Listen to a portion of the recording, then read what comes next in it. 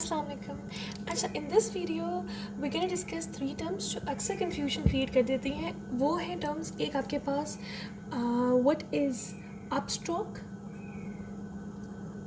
What is overshoot, what is undershoot, and हम थोड़ा सा डिस्कस आफ्टर डीपोलराइजेशन को भी करेंगे.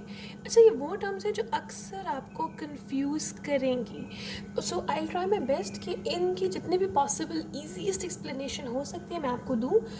तो स्टार्ट हम करते हैं अपस्ट्रोक से. ठीक है, आपको अपस्ट्रोक का पता होना चाहिए. देखिए, अपस्ट्रोक की टर्म से हम क्वाइट अनफेमिलियर होते हैं, लेकिन everyone knows the term of depolarisation. तो ये बात याद रखें कि बेसिकली अपस्ट्रोक जो है वो डीपोलराइजेशन ही होती है. अब हमें पता है कि डीपोलराइजेशन क्यों होती है. डीपोलराइजेशन इसलिए होती है कि हमारे पास सोडियम वोल्टेज चैनल्स ओपन होते हैं. ठीक है, सोडियम वोल्टेज चैनल्स ओपन होते हैं तो सोडियम जो है वो आउटसाइड से रश करता है, डिफ्यूज़ करता है इनसाइड. ठीक है, और वो क्यों डिफ्यूज़ कर रहा है? क्योंकि डेफिनेटली सोडियम की कंसनट्रेशन आउटसाइड ज़्यादा है और सोडियम की कंसनट्रेशन इनसाइड कम है. अब वो सोडियम वोल्टेज चैनल्स ओपन कैसे होते हैं? अब direct sodium voltage channels open नहीं होते. हमारे पास पहले ग्रेडेड पोटेंशियल्स आते हैं.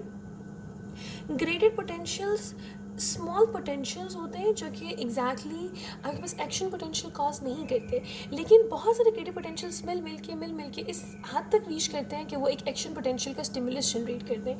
अब ग्रेडेड पोटेंशियल्स जो है वो आपके पास प्रोड्यूस हो सकते हैं बाय, जैसे आप कहो मैकेनो रिसेप्टर्स.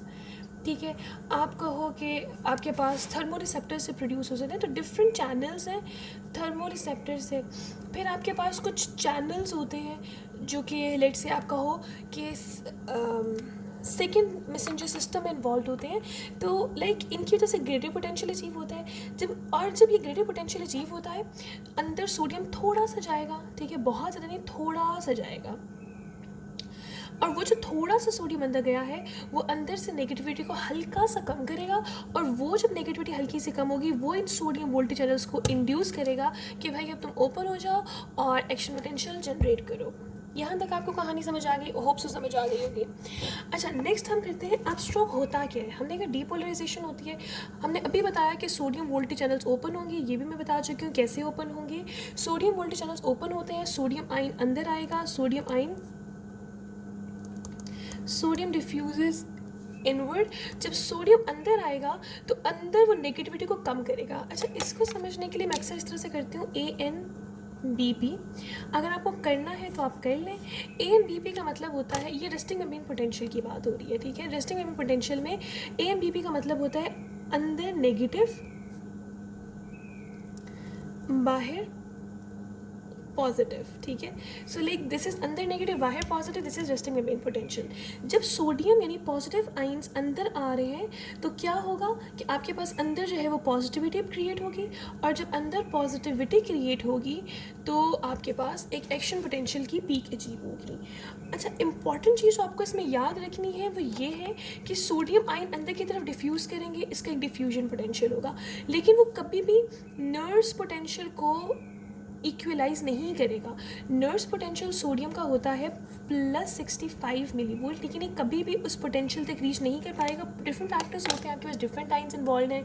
अगर सोडियम अंदर आ रहा है तो उसको मेंटेन करने के लिए वो बाहर भी जा रहा है, तो लाइक वो कभी भी अपने नर्स पोटेंशियल को अचीव नहीं कर पाता. अब आपको पता होना चाहिए कि इसमें हम गेटिंग ऑफ सोडियम आइंस को डिस्कस करते हैं कि गेटिंग ऑफ सोडियम आइन कैसे होती है. Getting off sodium channels. ठीक है, अब आपको पता होना चाहिए कि सोडियम के पास 2 गेट्स होते हैं. ठीक है, 2 गेट्स होते हैं, एक एक्टिवेशन गेट होता है और एक उसके पास इनएक्टिवेशन गेट होता है. जो एक्टिवेशन गेट होता है ना वो आपके पास आउटसाइड होता है, बाहर वाली साइड पे, और इनएक्टिवेशन गेट जो आपके पास इनसाइड होता है. अब देखो, अगर मैं इस तरह से मैं कहती हूँ कि ये मेरे पास एक सोडियम चैनल है. ठीक है, एक मैं स्टेट आपको यहाँ पे एक्सप्लेन करती हूँ और एक स्टेप मैं यहाँ पे एक्सप्लेन करती हूँ. ये मेरे पास सोडियम चैनल है. अब देखो, नॉर्मल जब मैं रेस्टिंग स्टेज की बात करती हूँ ना तो हमारे पास जो एक्टिवेशन गेट है वो क्लोज होता है और इनएक्टिवेशन गेट ओपन होता है. ठीक है, जब हम कहते हैं कि डीपोलराइजेशन हुई, स्टिमुलस आया, तो या आप ये कहो अपस्ट्रोक हो रहा है, तो अपस्ट्रोक जो है दोनों गेट्स की कन्फर्मेशन को चेंज करेगा, यानी एक्टिवेशन गेट जो था पहले क्लोज था वो ओपन होगा, इनएक्टिवेशन गेट पहले ओपन था अब वो क्लोज होगा। लेकिन इंपॉर्टेंट चीज़ आपको ये पता होनी चाहिए कि जो फैक्टर एक्टिवेशन गेट को इंड्यूस करे वही इनएक्टिवेशन को कर रहा है, लेकिन जो इनएक्टिवेशन की गेटिंग होती है वो स्लो होती है। ठीक है, तो हमने कहा ये ओपन हो रहा है, ये क्लोज हो रहा है, लेकिन इसकी जो गेटिंग है वो कम होती है, और जब ऑलमोस्ट आपका पास पूरा अपस्ट्रोक हो जाता है तो फिर ये क्लोज होता है। अब जब हमने कहा अब उसके बाद स्टेट क्या आएगी, उसके बाद स्टेट ये आएगी कि एक्टिवेशन गेट आपके पास पूरा ओपन हो चुका है और इनएक्टिवेशन गेट क्लोज हो चुका है। जब ये वाली स्टेट आती है ना, इसको हम कहते हैं कि this is absolute refractory period, कि अब ये फर्दर सिग्नल नहीं कंडक्ट कर सकता। ठीक है, it first needs to be convert back into its original state, जिसमें आपके पास एक्टिवेशन गेट क्लोज था और इनएक्टिवेशन गेट ओपन था। जब तक ये स्टेट अचीव नहीं होगी तब तक आपके पास एक्शन पोटेंशियल नहीं हो सकता। ठीक है, तो ये कहानी आपके पास आ गई इसकी। उसके बाद आपको पता है कि इसमें हम एक चीज़ अक्सर डिस्कस करते हैं, वो है ओवरशूट। वो आप अक्सर पढ़ोगे ओवरशूट की टर्म। ओवरशूट की टर्म क्या होती है? ओवरशूट में ये होता है कि लेट से हमने कहा ये एक्शन पोटेंशियल था आपके पास, ठीक है। अब होता क्या है कि ये मैंने कहा this is resting moment potential, let say मैं कहती हूँ ये -70 मिली वोल्ट है जो कि आपके पास रेस्टिंग मोमेंट पोटेंशियल है। ये मैंने कहा मेरे पास लेट से -50 मिली वोल्ट है जो मेरे पास एज अ थ्रेशोल्ड एक्कर है। ये मैंने कहा ये 0 है, और ये मैंने कहा लेट से दिस इज़ 40। अब देखो जब आपके पास ये आया और जब वो थ्रेशोल्ड तक गया, तो थ्रेशोल्ड जाने के बाद वो जीरो स्टेट को अचीव करेगा। ठीक है, जब वो जीरो स्टेट को अचीव करेगा तो instead of getting come back to its original position, वो थोड़ा सा ओवरशूट करेगा। ठीक है, वो इस लेट से इस 40 पॉइंट तक जाएगा +40 मिली वोल्ट, और फिर ये आएगा। अब देखो ये ज़ीरो एक डिमार्केशन लाइन है। ठीक है, इस ज़ीरो पे हम कहते हैं नेगेटिविटी ख़त्म हो गई है और पॉजिटिविटी स्टार्ट हो गई है। ठीक है, लेकिन ये ज़ीरो से बाहर नहीं आ रहा, ये ज़ीरो से ऊपर जाएगा इस हद तक, तकरीबन +40 मिली वोल्ट तक जाएगा। तो इसको हम कहते हैं कि ये जो है हमारे पास हुई है ओवरशूट।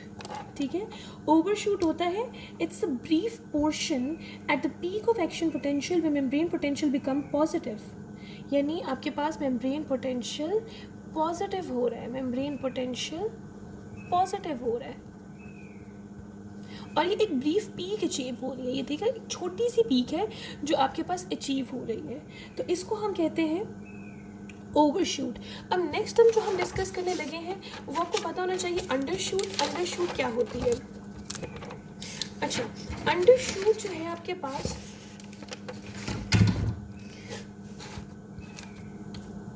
अंडरशूट, अक्सर लोग अंडरशूट की टर्म से फेमिलियर नहीं होते, लेकिन आगे उनको पता सब कुछ होता है इसमें हो क्या रहा है। अच्छा, अंडरशूट को आप कहते हो AHP भी कहते हैं आप इसको। ठीक है, AHP which is after hyperpolarisation. ठीक है, इसको हम कहते हैं आफ्टर हाइपर पोलराइजेशन।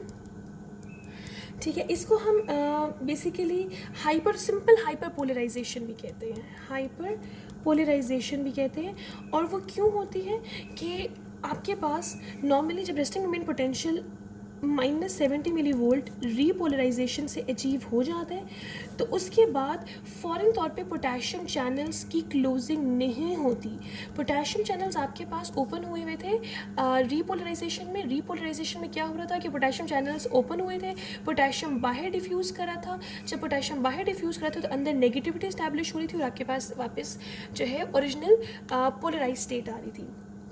अब इसके बाद अच्छा, इसमें इस तरह से ग्राफ आता है कि ये आपके पास -70 मिली वोल्ट है रेस्टिंग मोमेंट पोटेंशियल। ठीक है, यहाँ से स्टार्ट हुआ, एक पीक अचीव हुई, एक कम बैक्स। अब नॉर्मली तो उसको यहाँ पे आ जाना चाहिए था। ठीक है, लेकिन वो यहाँ पे आता नहीं है, वो इस तरह से नीचे की तरफ थोड़ा सा कंटिन्यू करता है और फिर इस तरह से आता है। तो हम कहते हैं कि ये जो है ना, ये वाली चीज़ ये आपके पास है अंडरशूट। ये थोड़ा सा नेगेटिव है, more negative than more negative than RMP। अच्छा, मोस्ट इंपॉर्टेंट थिंग जो मैं डिस्कस करने लगी हूँ है वो हाई आफ्टर डीपोलराइजेशन। अच्छा, आफ्टर डीपोलराइजेशन बहुत मुश्किल नहीं है और इसमें इतनी डिटेल में जाने की ज़रूरत भी नहीं है, लेकिन अगर आप चाहें तो फिर इसको डिटेल में पढ़ भी सकते हैं। देखो, नाम से पता चल रहा है डीपोलराइजेशन मतलब आपके पास एक पी के जी होनी है एक्शन पोटेंशियल की, ठीक है। आफ्टर डीपोलराइजेशन यानी नॉर्मल डीपोलराइजेशन के बाद एक वापस डीपोलराइजेशन होगी। दूसरी चीज़ आपको पता होनी चाहिए कि ये कार्डियक सेल्स में होता है, कार्डियक सेल्स हार्ट सेल्स में होता है। कार्डियक सेल्स का मैं आपको किसी और वीडियो में बताऊंगी डिटेल में कि उसका एक्शन पोटेंशियल ग्राफ कैसे होता है। अभी जब आप समझ लो कि नॉर्मल कार्डियक मसल्स का ग्राफ जो होता है ना, कार्डियक मसल्स का जो एक्शन पोटेंशियल ग्राफ होता है वो इस तरह से फ़ौरन नीचे नहीं आता, उसमें एक प्लेट्यू अचीव होता है क्योंकि उसमें कैल्शियम चैनल्स भी इन्वॉल्व होते हैं जो कि थोड़ी देर तक एलोंगेट करवाते हैं एक्शन को। तो अब हमारे पास नॉर्मली इसका जो ग्राफ होता है ना वो इस तरह से होता है, ये रेस्टिंग, ठीक है, वो ऊपर गया, पीक अचीव हुई, फ़ौरन नीचे नहीं आएगा, थोड़ी देर तक प्लेट्यू अचीव हुआ, देन वो नीचे आएगा और फिर ये होगा। अब इसको हम स्टेट में डिवाइड करते हैं। ये जो